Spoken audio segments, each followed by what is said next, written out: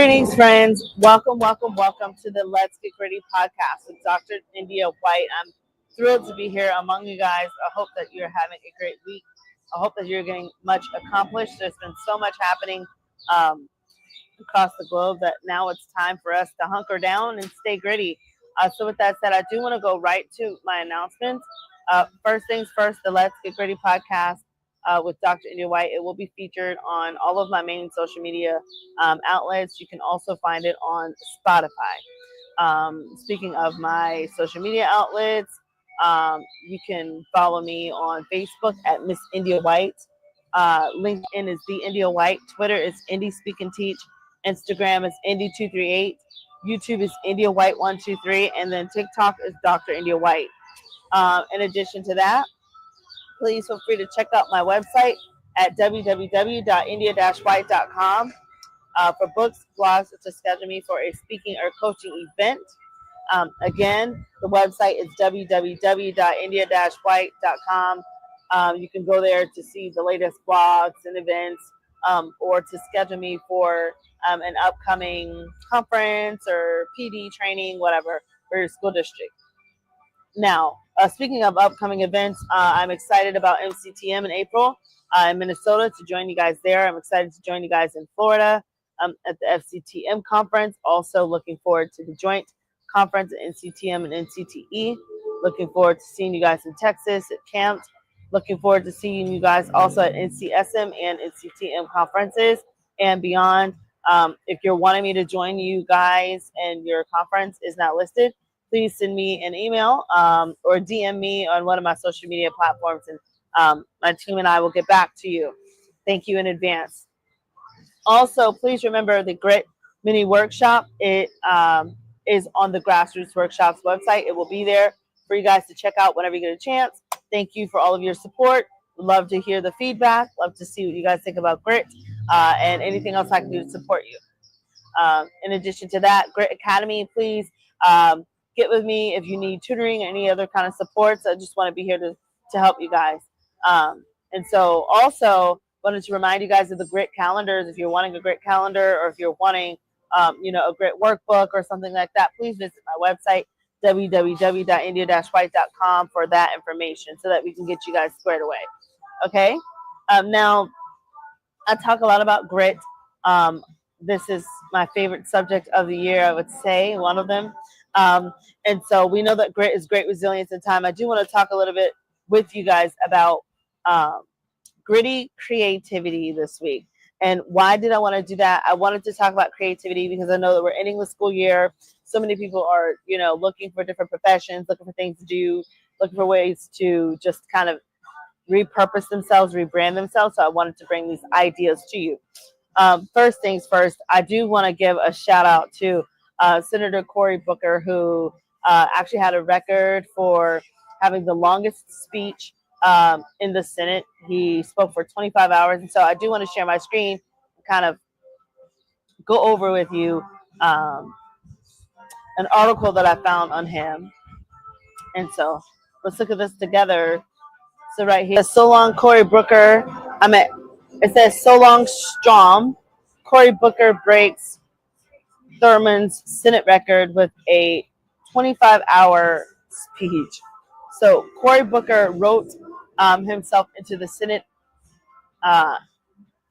annals Tuesday, setting a new record for Chambers' longest speech when he held the floor for more than 24 hours and surpassed the late Senator Strom Thurmond's 1957 filibuster against civil rights. The New Jersey Democrat took the floor at 6:59 p.m. on Monday, saying he's doing so with an intention of disrupting the normal business of the United States Senate for as long as I am physically able in order to protest. So I'm not going to get too much into politics. I want to talk more about the fact that this man spoke for 25 hours. So many different people are talking about it. Here's another. Hey, Tampa Bay. Here. Which broke the previous record set in 1957 when Senator Strom Thurmond spoke for about 24 hours and 18 minutes in opposition to the Civil Rights Act. So with that said, I thought that was pretty impressive that he was able to speak for so long. 25 hours. As a speaker myself, I've been on several stages, and I could not imagine speaking for 25 hours. Like, that's not even a thought. That doesn't even register. I would say, well done to him. And with that said, it makes me think of how much grit he had to have and how much creativity he had to have in order to keep the audience engaged that entire time without missing a beat. He did a fabulous job getting his point across.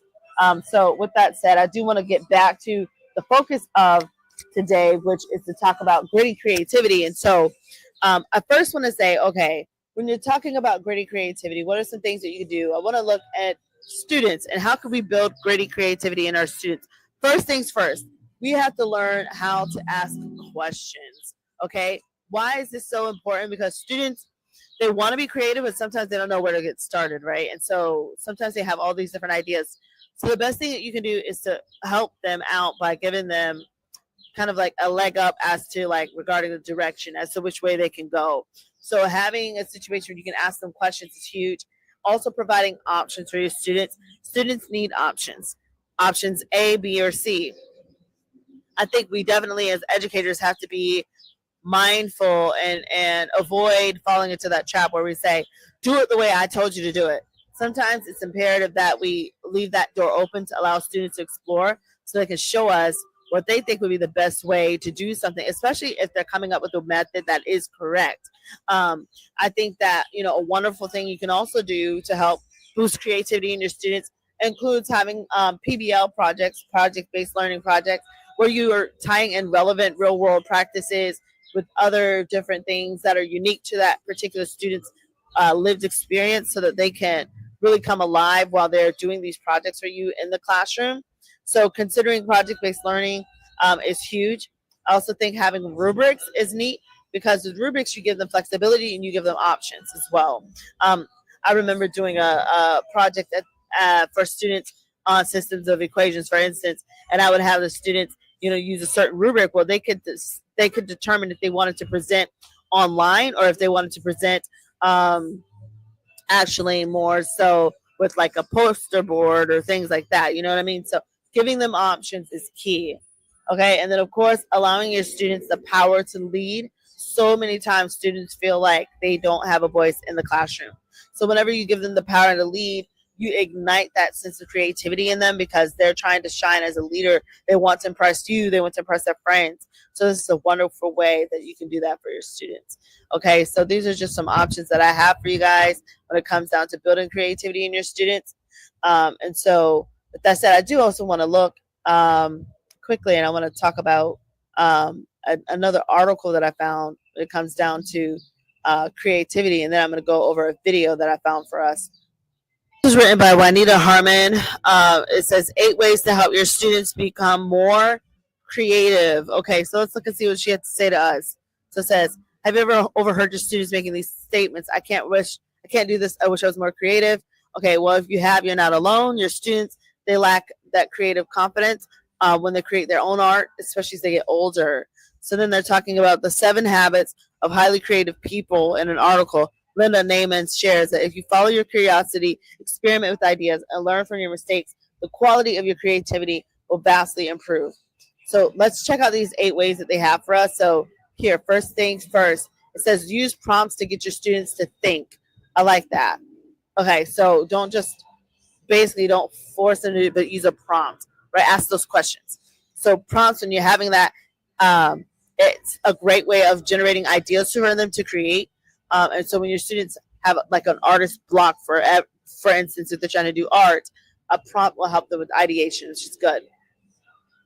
All right, here it also says add art challenges to your curriculum or different challenges, and they're focusing on art because this is the Art of Education University. So, and then it says here, give your students choice. Okay, give them options. Like I said before, I like that, and you can see here like these students have various choices. Another thing you can do, throw a task party. So throw a task party. So you're going to gather as many odds and ends as possible, place a variety of tasks in a bucket. Right, so that randomization piece. Having students to draw a task and create or perform it. And then once the student finishes a task, They can write another task and add it to a bucket. So it's just really neat. And then, of course, they have some other ideas here. This looks more like PBL, project based learning, creating a mini museum, draw a caricature of a friend, build a house for a mouse, different things like that. Then, of course, look, embracing student mistakes is key, because it's a great way to redirect them. It's not a way to beat them down, but it's a way to redirect them. Say, you're doing great, but here is, another option. Here's another idea. Or, have you thought of doing this to push forward, right? So it says here, giving those students positive reinforcement when they make a mistake and allow them to problem solve to find a solution. Then reading a book, beautiful oops. I like that, which will help reinforce the idea of turning to mistakes. Let's look. Let's keep going. Promoting curiosity. So encourage your students to conduct research, to find an unknown answer, to try new techniques, or to get ideas. I will say sometimes when you're doing option number 6 and you're promoting curiosity, some students, culturally speaking, might not be used to, they just might not be used to, the idea of, I guess, leading, and leading with student voice. Their student voice might have never been empowered. So when you're coming to them saying, hey, I want you to do this, they might tense up. They might be a little bit nervous. So just be mindful of that. You might have to work through some anxiety and some things to kind of help them, so that they can continue to lead and to, impress you, which is what they're trying to do. You can add different things to the classroom, different crafts. And then, of course, this last one, which is important, make sure that you reflect upon the creative process with your students. So, individual conversations, pulling them aside, speaking to them one on one. And then, of course, just taking that extra step to intentionally address their creativity and how you want to take it to the next level for them. It's all about how you're helping your students to win with creativity. How do you promote creativity in the classroom? How do you help your students embrace their mistakes? Okay, so well done, Juanita Harmon. Well done. This is a wonderful article. And so feel free to check that out later whenever you get a chance. Now I want to shift the focus a little bit and go to, a YouTube video that I found about building creativity. So this lady, she's talking about building creativity, and she had a lot to say. So let's see what she's saying. How to awaken your creativity, Ruri Ohama. So tip 2 is going to be a more scientific approach to waking up your inner creativity. So in my favorite author's book, 毎日を楽しめる人の考え方 from Kawasawa Shion, which is a Japanese book and unfortunately doesn't have English translation. However, in this video, it explains the correlation between acetylcholine levels and creativity. When your acetylcholine levels increases, kind of like activates the creativity in your brain. How can we increase acetylcholine levels in our brain? A really easy way to increase your acetylcholine levels is trying something new and doing something new each day. It can be actually something really simple like talking to new people, or maybe eating something new, trying a new recipe, going to a place that you have never been to, trying maybe a different types of a book even can really help with increasing your I like how she talks about going to places that you might not have been to, and just really trying to boost that creativity there, because sometimes we get stuck in the rut and we have those routines. It's important that we, expand our horizons, especially in the classroom. Maybe you can have a day where you're teaching students outside. Maybe you can look into seeing how can you get on the field, how can you be, maybe one of those patio areas by the lunch room or whatever, seeing if you can boost creativity that way as well. All right, let's keep going here.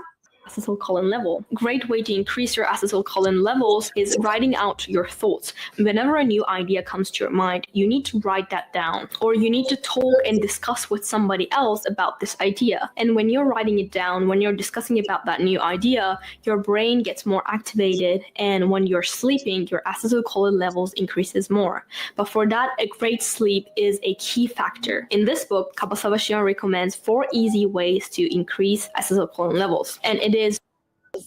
I thought it was pretty interesting that she said that even as you're sleeping, your mind is still working.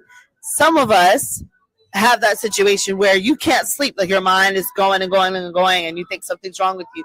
Maybe it's not anything wrong with you. Maybe you have to just write that stuff down because you're very creative, and so you've got to kind of learn how to store that creative, process, so that you don't lose what your mind is really stirring, in your mind about. All right, let's keep going. Let's hear what else she had to say. She said there's 4 tips. Let's listen.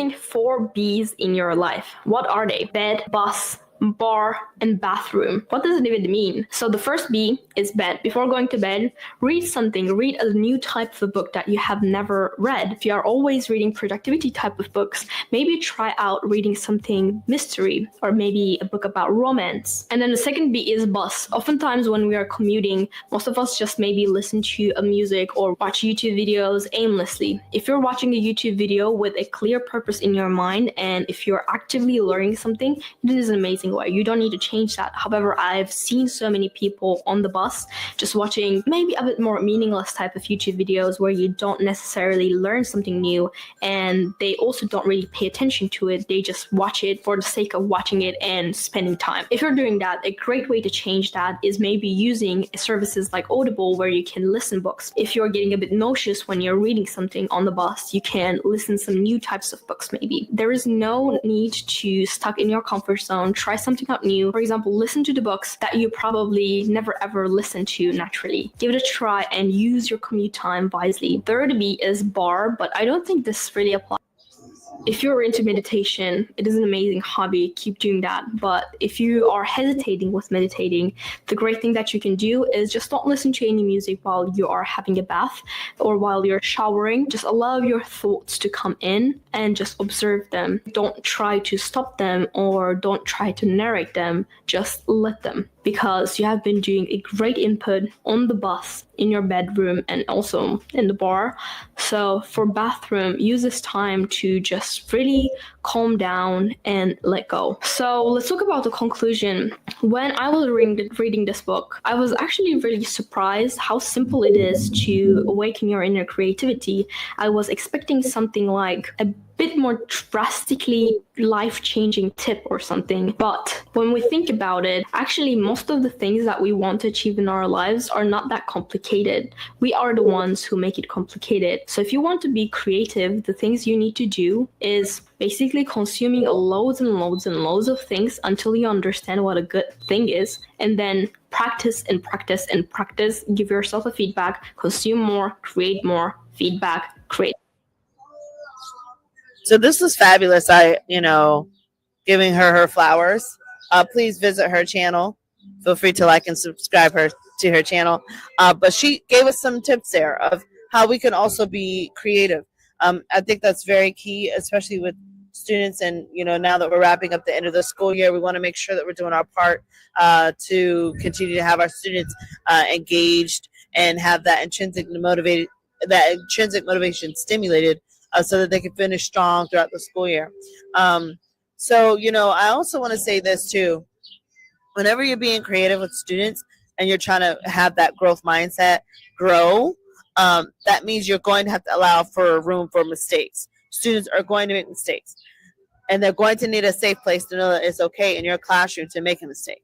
It's okay in your office to make a mistake. If they feel like it's not okay, then they're going to shut down.